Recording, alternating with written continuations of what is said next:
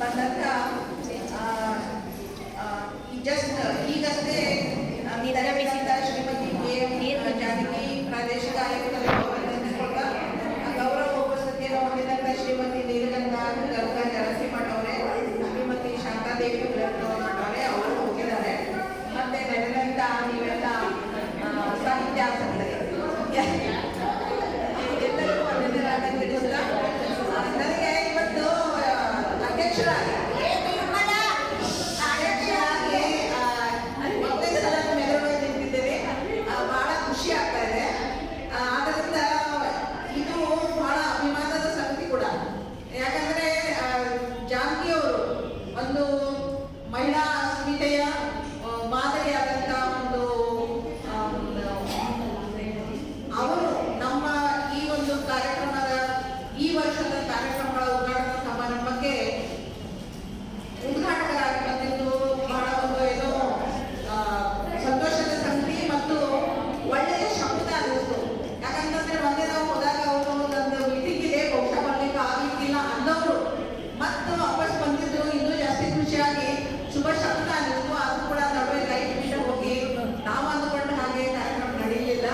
ವಿಷಾದ ವ್ಯಕ್ತಪಡಿಸ್ತಾ ಇದ್ದೀನಿ. ಅದಕ್ಕಾಗಿ ಆದರೂ ಕೂಡ ಕರೆಂಟ್ ಹೋಗಿದ್ದರಿಂದ ಆದರೆ ಈ ನಮ್ಮ ಎಲ್ಲ ಸಮಿತಿ ಸದಸ್ಯರು ತುಂಬಾ ಆಸಕ್ತಿಯಿಂದ ಈ ಕಾರ್ಯಕ್ರಮವನ್ನು ಆಯೋಜನೆ ಮಾಡಿದ್ದಾರೆ. ಆದ್ದರಿಂದ ಈಗ ನಾನು ಶಿಕ್ಷಣ ಕ್ಷೇತ್ರದಲ್ಲಿ ಸೀನಿಯರ್ ಆದರೂ ಕೂಡ ಈ ಒಂದು ಸಾಹಿತ್ಯ ಕ್ಷೇತ್ರದಲ್ಲಿ ಇನ್ನೂ ಬೆಳೀತಾ ಇರುವಂತ ವ್ಯಕ್ತಿ ಆದರೂ ಕೂಡ ಇಲ್ಲಿ ಹಿರಿಯರೆಲ್ಲ ಸೇರ್ಕೊಂಡು ನನಗೆ ಈ ಒಂದು ಜವಾಬ್ದಾರಿಯನ್ನು ಕೊಟ್ಟಿದ್ದಾರೆ. ಇವರು ಹಾಕಿಕೊಟ್ಟಂತ ಎಲ್ಲ ಮಾಜಿ ಅಧ್ಯಕ್ಷರು ಹಾಕಿಕೊಟ್ಟಂತ ಈ ಒಂದು ದಾರಿಯಲ್ಲಿ ನಡೀತಾ ಅವರ ಒಂದು ಎಕ್ಸ್ಪೆಕ್ಟೇಷನ್ಗೆ ಅಂದ್ರೆ ಅವರ ಒಂದು ಮಾರ್ಗದರ್ಶನದಲ್ಲಿ ನಾನು ಈ ಒಂದು ಜವಾಬ್ದಾರಿಯನ್ನ ಚೆನ್ನಾಗಿ ವಹಿಸ್ತೀನಿ ಅನ್ನುವಂತ ಭರವಸೆಯನ್ನ ನೀಡ್ತಾ ಇದ್ದೀವಿ. ಇನ್ನು ಸಂಘಟನೆ, ಸಾಹಿತ್ಯಿಕ ಸಂಘಟನೆ ಅಂದ ತಕ್ಷಣ ಇದನ್ನ ನಾನು ಒಬ್ಬಳೇ ಮಾಡಕ್ಕೆ ಆಗುದಿಲ್ಲ. ಎಲ್ಲರ ಕೈ ಜೋಡಿಸ್ಬೇಕಾಗ್ತದೆ. ಇದರಿಂದ ನಿಮ್ಮ ಸಹಕಾರವಿಲ್ಲದೆ ನಾನು ಏನು ಮಾಡಲಿಕ್ಕೆ ಸಾಧ್ಯ ಇಲ್ಲ. ಆದ್ದರಿಂದ ನಿಮ್ಮೆಲ್ಲರ ಸಹಕಾರ ಕೂಡ ನನಗೆ ಅವಶ್ಯಕ.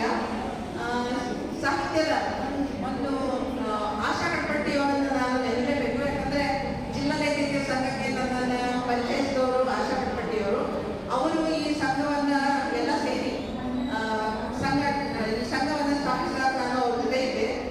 ಒಂದು ಮಹಿಳೆಯರಲ್ಲಿ ಒಂದು ಸಾಹಿತ್ಯಿಕ ಆಸಕ್ತಿಯನ್ನ, ಒಂದು ಸಾಹಿತ್ಯದ ಪ್ರಜ್ಞೆಯನ್ನ ಬೆಳೆಸುವ ಸಲುವಾಗಿ ಅಂತ ಹೇಳಿ ಆ ಉದ್ದೇಶದಿಂದ ಈ ಸಂಘವನ್ನ ಸ್ಥಾಪಿಸಲಾಗಿದೆ. ಆವಾಗ ನಾನು ಜಾಬ್ನಲ್ಲಿ ಇದ್ರಿಂದ ಹೆಚ್ಚು ಸಕ್ರಿಯವಾಗಿ ಪಾಲ್ಗೊಳ್ಳಲಿಕ್ಕೆ ಸಾಧ್ಯ ಆಗಲಿಲ್ಲ. ಆದರೆ ಈಗ ಆ ಒಂದು ಜವಾಬ್ದಾರಿಯನ್ನ ತಗೊಳ್ತಾ ಇದ್ದೀನಿ. ಹೇಗೆ ಮಾಡ್ತಾರೆ ಅಂತ ಗೊತ್ತಿಲ್ಲ. ನಿಮ್ಮೆಲ್ಲ ಸಹಕಾರ ಇದ್ರೆ ಈ ಒಂದು ಬೆಳ್ಳಿಯ ಬೆಳಗು ಅನ್ನುವಂಥ ಬೆಳ್ಳಿಯ ಹಬ್ಬವನ್ನ ಈ ವರ್ಷ ಮಾಡಬೇಕು ಅನ್ನುವಂಥ ಒಂದು ಉದ್ದೇಶ ಇದೆ. ಈ ನಿಮ್ಮೆಲ್ಲ ಸಹಕಾರ ಇದ್ರೆ ಬಹಳ ಚೆನ್ನಾಗಿ ಮಾಡ್ಬೋದು. ಆಮೇಲೆ ಸಾಹಿತ್ಯದ ಬೆಳವಣಿಗೆ ಅಂತಂದಾಗ, ಸಾಹಿತ್ಯ ಅಂತಂದ್ರೆ ಬರೀ ಒಂದು ಅಕ್ಷರಗಳನ್ನು ಜೋಡಿಸೋದು ಅಥವಾ ಶಬ್ದಗಳನ್ನು ಜೋಡಿಸೋದು ಮಾತ್ರ ಅಲ್ಲ. ಇದೊಂದು ಸಮಾಜದ ಸಾಹಿತ್ಯ ಅಂದಾಗ ಅದು ಸಮಾಜದ ಪ್ರತಿಬಿಂಬ ಅಥವಾ ಸಮಾಜಕ್ಕೆ ಹಿಡಿದ ಕಥೆ ಅಂತ ಹೇಳ್ಬೋದು. ಆದ್ದರಿಂದ ಸಮಾಜದಲ್ಲಿ ಏನೇನು ನಡೀತಾ ಇದೆ ಅನ್ನೋದನ್ನ ಪ್ರತಿಫಲಿಸ್ತಾ ಇರುವಂಥದ್ದೇ ಸಾಹಿತ್ಯ. ಆ ರೀತಿಯ ಸಾಹಿತ್ಯ ನಮ್ಮಿಂದ ರಚನೆ ಆಗಬೇಕಾಗಿದೆ.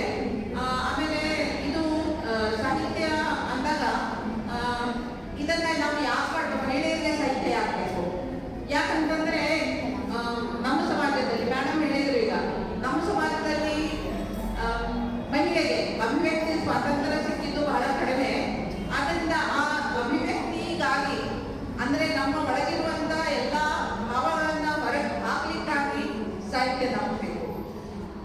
ನಮ್ಮ ಸಮಸ್ಯೆಗಳು, ನಮ್ಮ ಬೇಡಿಕೆಗಳು, ನಮ್ಮ ಭಾವನೆಗಳು, ನಮ್ಮಲ್ಲಿ ಏನೇನು ತುಡಿತಗಳಿವೆ ಅವೆಲ್ಲ ಸಮಾಜಕ್ಕೆ ಗೊತ್ತಾಗಬೇಕು ಅನ್ನೋದಕ್ಕೆ ಈ ಸಾಹಿತ್ಯ ಬೇಕು. ಸಾಹಿತ್ಯದ ಮೂಲಕವಾಗಿ ನಾವು ನಮ್ಮನ್ನ ತೆರೆದಿಟ್ಕೊಳ್ಳಿಕ್ಕೆ ಸಾಧ್ಯ ಆಗುತ್ತೆ.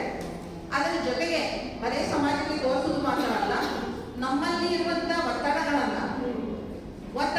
ಹೊರಗೆ ಹಾಕ್ಲಿಕ್ಕೆ ಕೂಡ ಸಾಹಿತ್ಯ ಬಹಳ ಸಹಾಯ ಮಾಡ್ತದೆ. ಹೀಗಾಗಿ ನಮ್ಮನ್ನ ನಾವು ಹಗುರು ಮಾಡ್ಕೊಳ್ಳಿಕ್ಕೆ ಕೂಡ ಈ ಸಾಹಿತ್ಯ ನೋಡ್ಬೇಕು. ಆದ್ದರಿಂದ ಮಹಿಳೆಯರಲ್ಲಿ ಸಾಹಿತ್ಯ ಈ ಒಂದು ಪ್ರಜ್ಞೆಯನ್ನ ಮುಗಿಸೋದು ಬಹಳ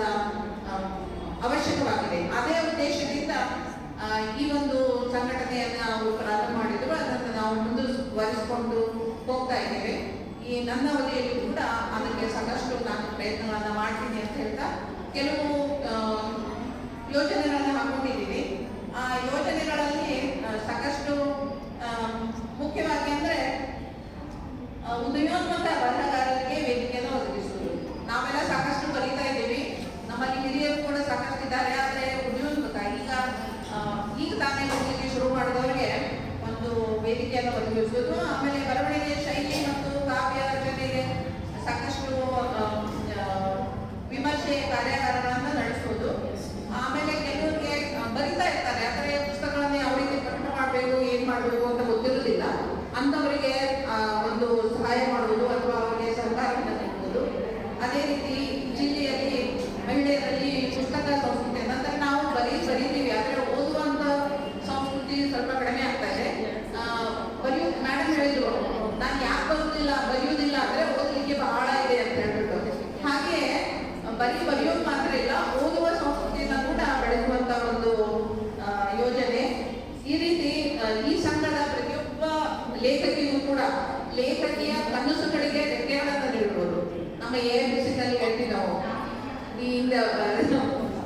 ಗಿವಿಂಗ್ ದ ವಿಂಗ್ಸ್ ಅಂತ ಹೇಳ್ಬಿಟ್ಟು, ಆ ರೀತಿ ಕನಸುಗಳಿಗೆ ರೆಕ್ಕೆಗಳನ್ನು ನೀಡುವಂತ ಒಂದು ಯೋಜನೆ ನಮ್ಮದಾಗಿದೆ. ಈ ರೀತಿ ಇಲ್ಲಿ ನಡೆದಂತ ಎಲ್ಲ ಹಿರಿಯ ಸಾಹಿತಿಗಳು, ಹಿರಿಯರು ಸಾಕಷ್ಟು ಇದ್ದೀರಿ. ಎಲ್ಲರೂ ಕೂಡ ನನ್ನ ವಂದನೆಗಳನ್ನು ಹೇಳ್ತೇನೆ. ನನಗೆ ಒಂದು ಹೊಸ ಆಲೋಚನೆ ಬಂದಿದೆ. ಯಾಕಂದ್ರೆ ಈಗ ಮೀಡಿಯಾ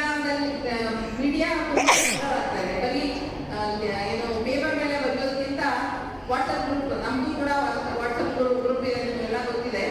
ಆ ವಾಟ್ಸಪ್ ಗ್ರೂಪ್ನಲ್ಲಿ ಕೂಡ ಸಾಕಷ್ಟು ಜನರು ಬರೀತಾ ಇರ್ತಾರೆ. ಆಮೇಲೆ ಈ ವಾಟ್ಸಪ್ ಗ್ರೂಪ್ ಕೂಡ ನಮ್ಮ ಮಹಿಳೆಯರಿಗೆ ಬರವಣಿಗೆಯಲ್ಲಿ ಅಂದರೆ ಅಭಿವೃದ್ಧಿ ಹೊಂದಲಿಕ್ಕೆ ಸಾಕಷ್ಟು ಸಹಕಾರ ನೀಡಿದೆ. ವಾಟ್ಸಪ್ನಿಂದಲೇ ಸಾಕಷ್ಟು ಬರೆಯೋರು ಶುರು ಮಾಡಿದ್ದಾರೆ. ಸೊ ಅದರಲ್ಲಿ ಲಲಿತಾ ಪರ್ವತರಾವ್ ಅವರನ್ನು ನಾನು ಗುರುತಿಸಬೇಕು. ದಯಮಾಡಿ ಅವರು ವೇದಿಕೆಗೆ ಬರಬೇಕು. ಯಾಕಂದ್ರೆ ಇವರನ್ನ ನಾನು ಯಾಕೆ ಇಲ್ಲಿ ಗುರುತಿಸ್ತಾ ಇದ್ದೀನಿ, ಅವ್ರಿಗೆ ಯಾಕೆ ಗೌರವ ಸಲ್ಲಿಸ್ತಾ ಇದ್ದೀನಿ ಅಂತಂದ್ರೆ, ಪ್ರತಿಯೊಂದು ಅವರ ದಿನ ಶುರುವಾಗೋದೇ ವಾಟ್ಸಪ್ ನಿಂದ. ನಮ್ಮ ಗ್ರೂಪ್ನಲ್ಲಿ ಶುಭಾಶಯಗಳನ್ನ ಹಾಕಿರ್ತಾರೆ, ಆಲೋಚನೆಗಳನ್ನ ಹಾಕಿರ್ತಾರೆ, ಒಳ್ಳೆಯ ಆಲೋಚನೆಗಳನ್ನ. ಆಮೇಲೆ ಅದನ್ನ ಎಲ್ಲರೂ ಓದ್ತಾರೆ. ಬಹಳ ಜನ ಹಾಕ್ತಾರೆ, ಹಿರೇಮಠ ಅವರು ಹಾಕಿರ್ತಾರೆ, 3-4 ಜನ ರೆಗ್ಯುಲರ್ ಆಗಿ ಹಾಕ್ತಾ ಇರ್ತಾರೆ.